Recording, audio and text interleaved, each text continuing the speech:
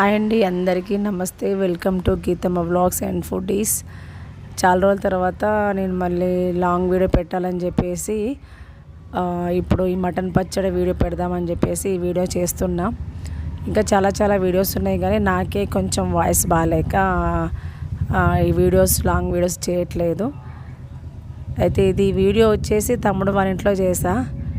మొన్న ఫంక్షన్ అయిపోయిన తర్వాత మటన్ ఇంట్లోనే ఉంటే 5 కేజీల మటన్ ఫస్ట్ టైం అనమాట. 5 కేజీల మటన్ పచ్చడి పెట్టడం కూడా నేను ఎప్పుడు పెట్టలేదు. జస్ట్ అంటే 1/2 కేజీ అట్లా అంటే ఏమో సరే అనుకుంటాం, కానీ 5 కేజీల మటన్ పచ్చడిని నేను ఇక సరే ట్రై చేద్దాం ప్రయత్నం అని చెప్పేసి మటన్కి అల్లం వెల్లుల్లి పేస్ట్, పసుపు, ఉప్పు కొంచెం బాగా పట్టించి దాన్ని ఉడకపెట్టేసాను అనమాట.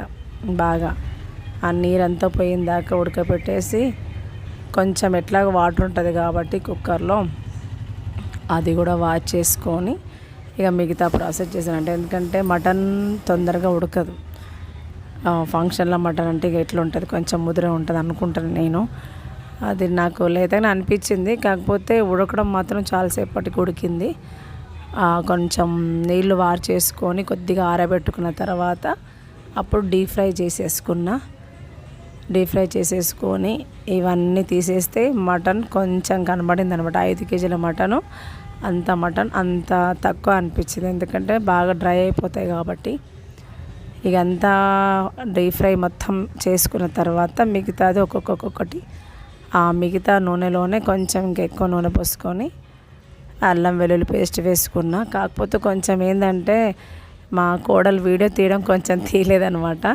ఈ కారం మసాలా ఇవన్నీ నిమ్మరసాలు పిండుకున్నది, అది వీడియో మిస్ చేసింది, అది దొరకట్లేదు. సరే వాయిస్ రూపంలో ఇవ్వచ్చు అని చెప్పేసి వాయిస్ ఇస్తున్నా. మొత్తానికి మటన్ పచ్చడి నేను ఇట్లా పెట్టాను అనమాట, కొంచెం ఫ్రై టైప్లా. ఎందుకంటే ఎక్కువ నిల్వ ఉండకుండా మొత్తం అయిపోవాలన్నట్టుగా చేసా. కానీ తొందరగానే అందరికీ తినేసాము, అయిపోయింది.